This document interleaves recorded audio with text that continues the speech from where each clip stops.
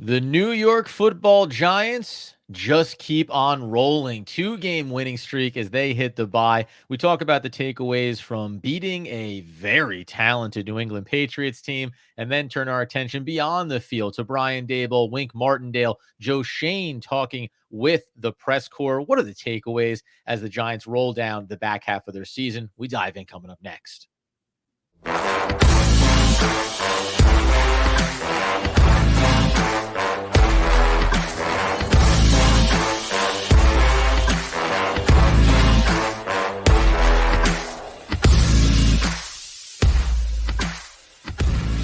Yes, sir. It's OGP, the One Giant Podcast, where you know we are your hosts. Over here, Adam Armbrecht. Over there, Andrew Makowitz. And yes, Andy, you heard it at the top. The New York Football Giants just keep winning. This time, behind the strong, gunslinging arm of Tommy DeVito taking down the New England Patriots in a what could only be described as 2023 standards, 10-7 win at home. You never give back the dubs. How are you feeling on a Victory Monday? That we always label them. It's a Victory Monday, baby.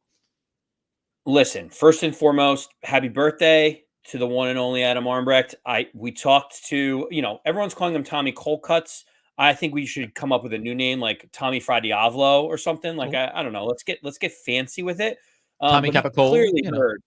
Yeah, Capicolo. I mean, whichever one you Supersada, Tommy Soups, right? There's got to be something there for Tommy Gabagool. There's plenty. We can go a lot of different directions there. We could pretty much use a different Italian cured meat for every single episode the rest of the season and be good. Right. But clearly, Tommy heard that it was your birthday and he wanted to do everything he could to give you a Giants win, to put you in a good frame of mind. How are we feeling? Another year wiser, right? That's it, man. Every year is a building block to knowledge and expectations and blah, blah, blah, blah, blah. Listen, buddy, the bottom line is Tommy gave me what I wanted. And it was I don't know, a game worth watching is a little bit interesting. It was a game that the Giants won. And I think it followed the exact script that you thought these two teams were going to give the Giants, going to give the fan base, on Sunday, right? Like, neither one of them is playing particularly great football right now. The Giants defense has certainly been really exciting to watch. We got a little bit of a taste of some key players for Big Blue they think are part of the future. But at the end of the day, when you have Bill Belichick being like, that's right, I'm starting Mac Jones. And then at the point when you're like, the game is still in the balance, so why would you take out your possible franchise quarterback? Goes, grab some pine, brother. I'm going with the Zappy. And then he comes in and does a little bit more of what Mac Jones was doing. I found it hard to stay focused on the Giants because it's been very rare over the past 20 plus years that the Patriots have looked like one of the more dysfunctional teams in the NFL. It was a fascinating watch from that standpoint, let alone what the Giants did. Oh, what an absolute mess. I mean, Mac Jones, like, we have a Jones that gets very heavy criticism at the quarterback position on the New York Football Giants, but like, it'd be a bit of a death nail if you're named Jones, your NFL career is not strong. No, not right now, that's for sure. But I mean, I was watching that and I was thinking to myself, like, is he okay? Because like he was floating like side passes that you're supposed to, zip in on like out curl routes. He was missing wide receivers by 10 to 12 yards on plays where he's got a clean pocket. Like, he threw inexcusable multiple interceptions, which ultimately were the reason why the Giants won the game. The Giants scored 10 points in this game, Adam. They scored both off of turnover. They scored both times off of turnovers. Mm-hmm. They had less yards. They had less first downs. They had less time of possession. They basically had less of everything, and the Giants still managed to win. And if it wasn't for those turnovers, which we're not going to take anything away, but like, that was the only reason the Giants were able to manufacture any points anyway. Yeah, I want to let you get your one big positive from this game, but this was a battle. Mac Jones, 7.2 QBR. Watch your back because Tommy DeVito broke you down hard. 7.4 QBR. Get the heck out of the way. Now Tommy had a 103.9 rating in this game. And I think, again, 191 yards for him, 17 to 25. At a minimum, you at least feel like here's an undrafted player that's come in and he's showing you he's capable of something, right? Is he your ideal backup quarterback? Probably not. We'll get into the Joe Schoen press conference here, and that kind of discusses it too. But it's at least nice to see it, right? It's nice to watch a young player like this get some reps. And from what everyone says, at least plays with some confidence. And that was a big proponent of allowing a young rookie to start to showcase what we think he can be for this team going forward. Yeah, I think the biggest takeaway from this game was one, everyone could be excited that we won a game, but the offense scored less on average than it has the rest of the season. So the offense is still broken, I think is safe to say. Like everyone's super excited, but like, yeah, let's pump the brakes there for a second. But the Right. one thing that Giant fans should and will be excited about is the emergence of Jaylen High. Yeah. Obviously, you saw it out there on display. The Giant fans have wanted him to get more reps on the field this entire season. The problem was no time to throw. Been impossible for Tyrod Taylor or Daniel Jones or anyone else to be able to get the ball down the field vertically. But here comes Tommy DeVito stepping in, stepping up in the pocket, and making deep throws to Jaylen High.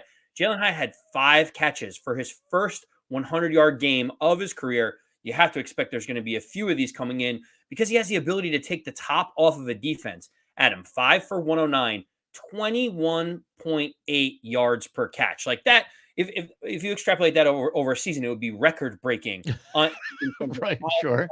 get down the field and be explosive.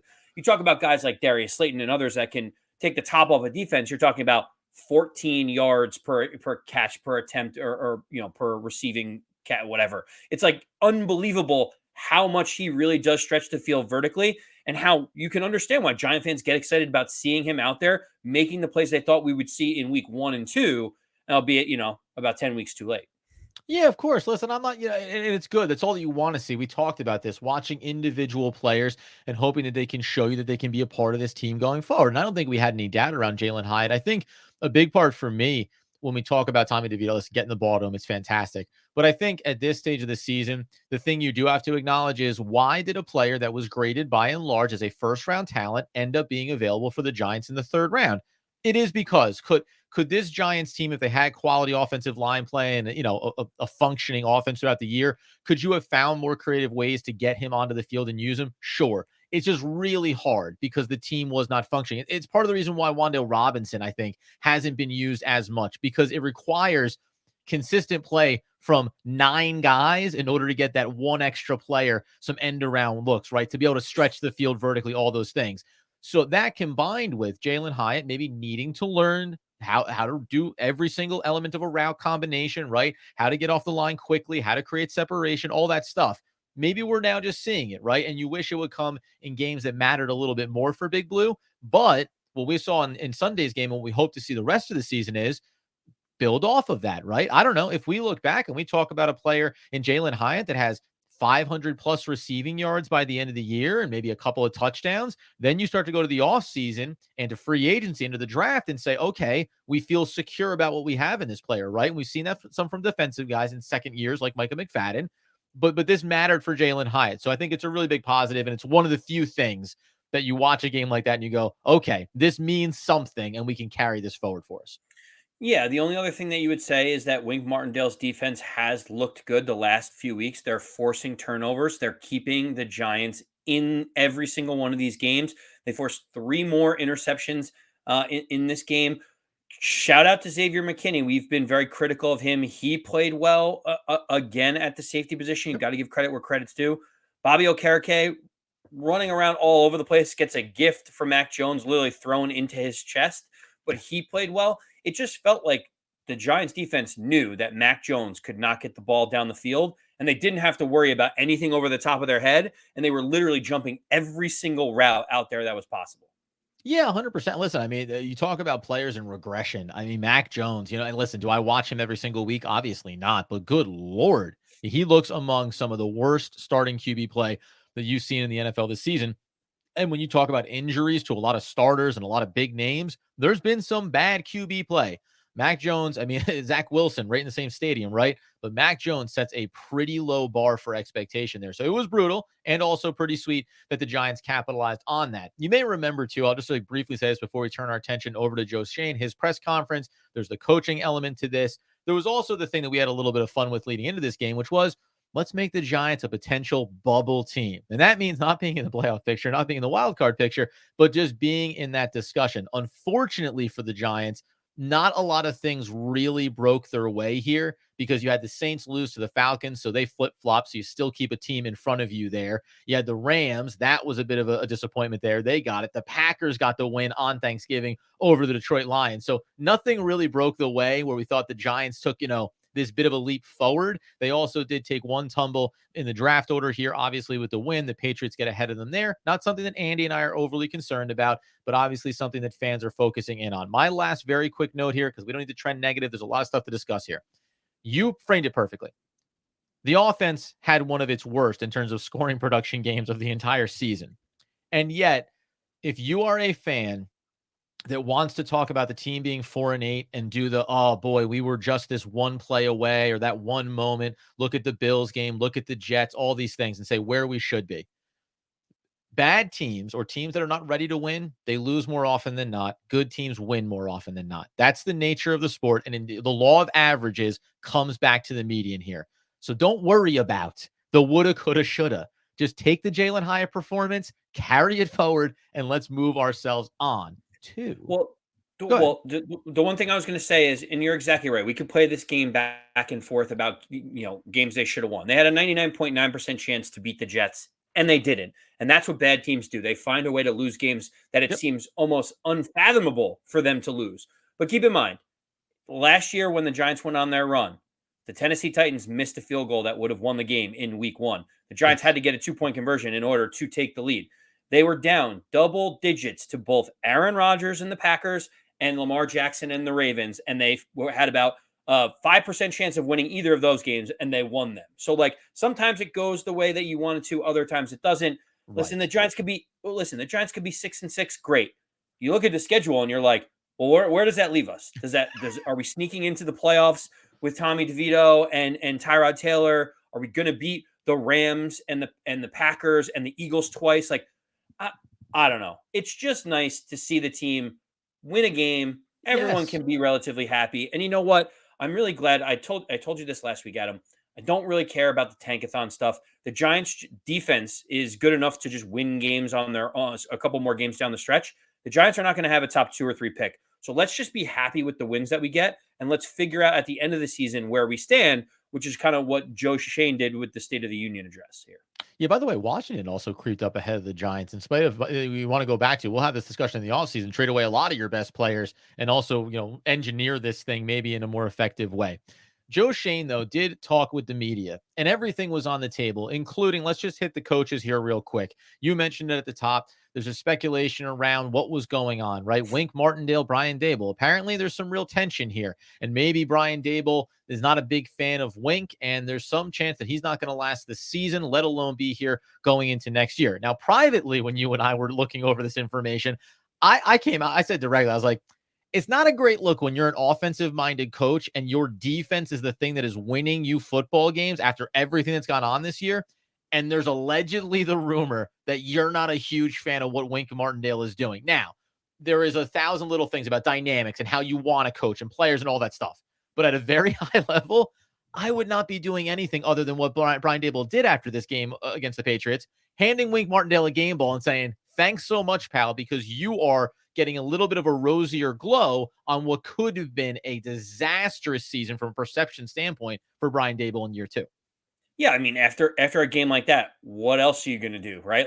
Wink Martindale's defense stepped up and won them the football game. Without them playing as hard and scheming things up the way that they did and bringing pressure on Mac Jones, the Giants don't win that game. Like I said, both of their scores, the Giants scores, a touchdown and a field goal, were off of Patriot turnovers. And listen, there's a whole host of allegations, and this is all potential reporting from Jay Glazer and others saying that there's tension.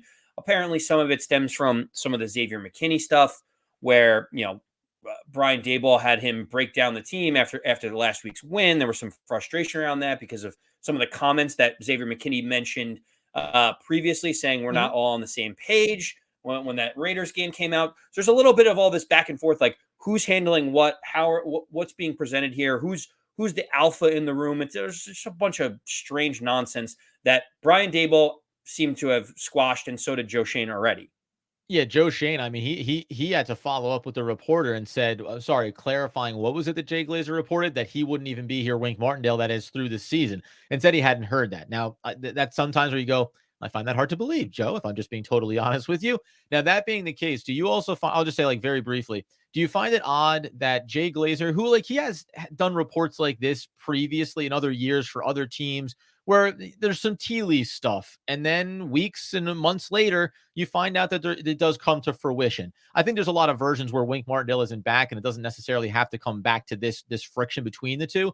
But do you find it surprising at all that none of the necessarily reporters, beat reporters around the team had anything about this in recent weeks, and then it's this removed outside source? I think we understand the dynamic between reporters and organizations, and you don't.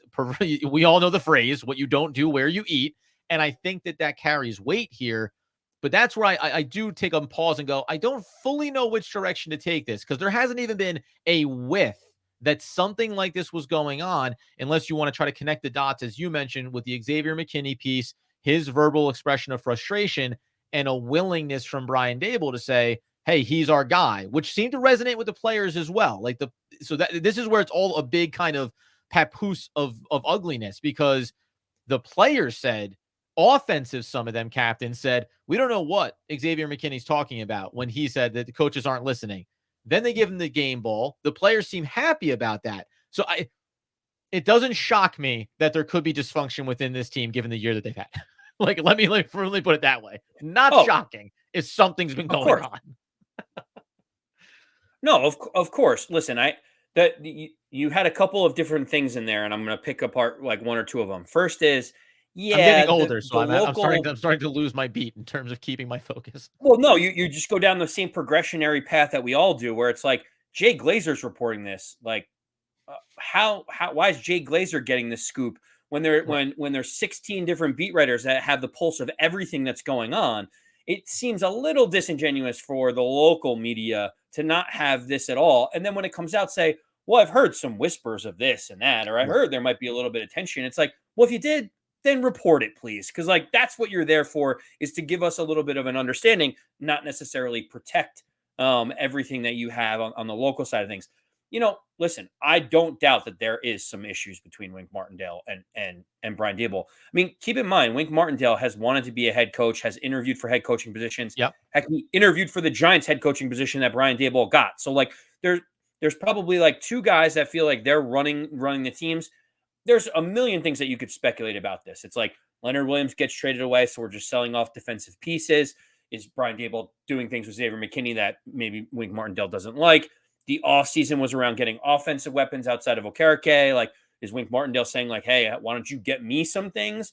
So there's while the offense is bad this year and the defense has to carry the line. Sure. And you end up keeping Saquon Barkley around past the deadline while you traded away, as you mentioned, Leonard Williams. Yeah, you could see a lot of these things. Yeah, a lot of tension. Yeah. And I'm sure that what Jay Glazer reporting is true. I mean, Brian Daboll didn't do a really good job. He's like, oh, we only fight over a slice of pizza. And then he's like, I'm never talking about this again.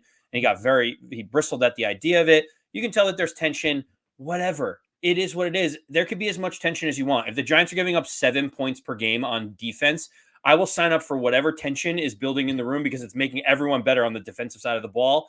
So to me, I actually didn't anticipate Wink Martindale being here past the end of the season anyway.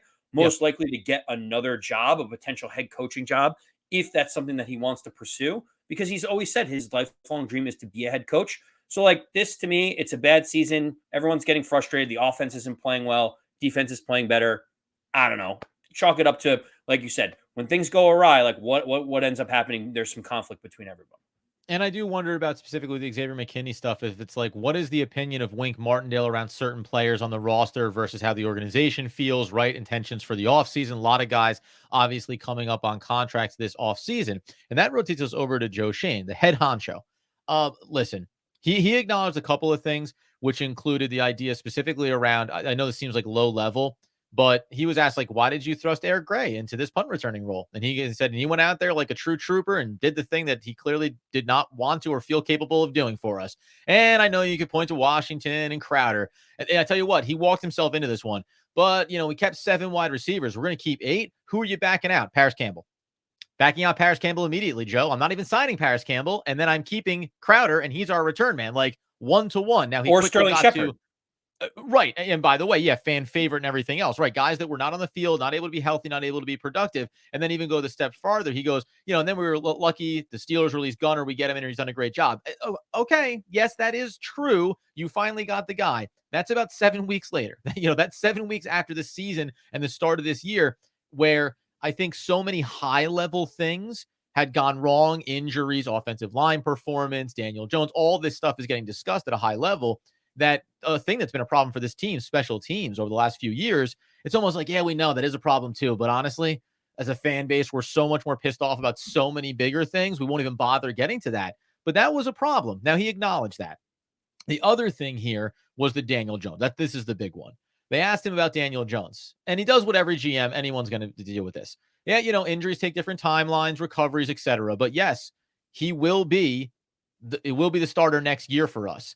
But then when he was pressed about it, so what's the intention? So you're not going to go and draft a QB or address him in the offseason. Oh, no. It'd be ridiculous. We don't even know if Daniel Jones will be ready for week 1. So we have to go and improve it. Tyrod Taylor's contract is up. We need to go do that. He did the perfect tap dance of full confidence in Daniel Jones if he can be healthy. Love him as a person. Also, we obviously have to improve our QB room. So now in the offseason, free agency, draft, he can go and do whatever he wants. And if he needs to fall back, and I'll say, yeah, well, I told you we had to improve it. And it turns out the way we went about improving it is actually even better than Daniel Jones, right? And now we're going to go a whole new direction. Adam, answer me this question. Sure. What's the better response from Joe Schoen? Like when they ask the question, like, what is he supposed to say? Like, we are desperate to get a quarterback that we're willing to give up so much draft capital because we need one, because we have acknowledged that Daniel Jones is not our guy. Like, how does that help in any way, shape, or form? Like anyone? I agree, because I agree with you, right? And I think this is where Joe Schoen hurts himself as a young GM. He sometimes, I think, over communicates. I'll also give him a little bit of a comedy relief here when he said Danny DeVito. Like, he was like, he goes, I almost just called him Danny DeVito. So it's all, if he can have that slip, so can we. But I think that sometimes he overshares a little bit of active thought here, because the response is supposed to be, yeah, it's obviously been a brutal season. We had not only Daniel Jones, but a lot of injuries to a lot of key positions. And we're going to be going into this offseason and just evaluating every position on our roster and making sure that we take the necessary steps to improve the team. Instead, like, he gives you the breadcrumb. Daniel Jones will be our starter. And you're like, oh, okay. So the injury is a big problem, but you still believe in him. Well, we'll address the position. It's like he walked himself into a need to walk himself out of it. And I know it's all semantics, but to your point, if you said it the way you framed it, God, we are desperate. It's like every single team at the top of the draft goes, hand up. We screwed up big time. He's not exactly. He can't say that, right? I know. And Adam, so the way that I'm thinking about it is, he was trying, he may have overshared, but what he was trying to express was Daniel Jones may not be ready for week 1. Tyrod Taylor is a free agent, and only quarterback we have is Danny DeVito. One of the DeVitos is going to be on the roster because he's on a minimum contract. He's like, so even if he's basically like, so even if we believe in Daniel Jones, we still have to go sign another quarterback. And so the idea is, like, if Daniel Jones isn't ready for week 1, you have to figure out like what that quarterback position looks like between Daniel Jones and Tommy DeVito. Is it a first-round draft pick? Is it a third-round draft pick that can develop? Or do you need a veteran like Jacoby Brissett to handle things for the first 3 or 4 weeks while you wait for Daniel Jones to come back, if you really do believe that he's fully healthy? You're on this Jacoby Brissett train. You've been drips and drabs here the past handful of episodes. No, it's good. I like it. Little breadcrumb trail. Because Gardner Minshew, Jacoby Brissett, either one of them would right the ship perfectly. Like, I'll tell you what, if we had either of them playing right now, the Giants would have a better record than they do today. That's all I'm going to say about that. Oh, that's interesting. Yeah, I would have loved to have seen like those games when like the offensive line was playing as good as it could have, and Tyrod was there for a couple to swap in a guy. Me personally, I think Gardner Minshew would have been a huge difference. If you have Jacoby Brissett in the Jets game where Tommy DeVito threw for negative yards and Tyrod Taylor got hurt early, I think they win that game against Buffalo. Did they score more than 9 points? Maybe. My point is, Joe Schoen is basically saying, like, if we truly believe in Daniel Jones as the person, then we're not even if we truly do, we still have this problem to address. Yeah, correct. That's how I took it. we'll go back to this in the offseason, obviously, but right now in this moment, what is your preference that the Giants this offseason go and get? Let's just say Gardner Minshew, Jacoby Brissett, right? Do they go get the veteran because Daniel Jones won't be ready week 1? Or let's use the other example. Let's say they're not going to trade heaven and earth to move up the board to get, QB but there is a second rounder. There is a third round QB. Would you rather them go into the season saying Tommy DeVito and second or third round QB to bridge the first few weeks until Jones comes back and essentially another evaluation year, or give me the veteran that I think could actually win 2 out of our first 3 games potentially because we think this was a down year and we're ready to be right back in a playoff conversation next season? Yeah, it's a very fair question. I think it depends a little bit for me on the progression of Tommy DeVito for the rest of the season. Because Yeah. Adam, in that press conference, Joe Schoen also mentioned and Brian Daboll that Tyrod Taylor's getting healthier, Darren Yeah. Waller's getting healthier. And they asked after the bye week, is Tommy DeVito going to be starting? And he said, we have to evaluate every position. We have to figure out what we want to do. If we're going to go back to Tyrod Taylor and that's all we see of Tommy DeVito, then it feels like we need not only a veteran, but also a developmental prospect as well at that point, if they're not sold on the idea of developing Tommy DeVito any further than what they have. So for me, it's more like, are they going to go with Tyrod Taylor because they want to win as many games as they can and they think he can do it? Or are they looking to develop Tommy DeVito to say, no, we have our developmental quarterback. Let's go get someone else and put him in the mix with Daniel Jones and we're fine. Yeah, it really is interesting just in terms of the QBR has been kind of a mess, but like it's hard to look at a guy that's thrown 7 touchdowns, 3 interceptions, the completion percentage has gone up these last couple of games. Like to me, it behooves you to get more Tommy DeVito sample size, unless you quietly know he's not going to really be your guy long term anyway, and you're just thinking about continuing again to paint a prettier picture on an ugly season. And Tyrod Taylor gives you the best chance to win. Last thing I just want to mention here, and we'll hash this out more going forward. The other big question was about Evan Neal. And Joe Schoen was asked, Evan Neal, do you view him maybe as in this offseason saying he's simply not a tackle and maybe he's better suited to be a guard? How do you feel about that? Joe Schoen pushed back on it immediately. He said, I know the tape. I watched the college. He can get there. Does he have to be better? Yes. But I still believe in him as a starting right tackle for this team. Again, overshare maybe, but Joe Schoen just planted his flag on a guy that has an injury right now and said, we still believe in him. Are you concerned about the idea that the New York football Giants maybe don't address that position the way we might want them to this offseason? Because they're again going to go back to the well and say, you're number 3 for Evan Neal. That's when we're going to see finally this player take that step forward.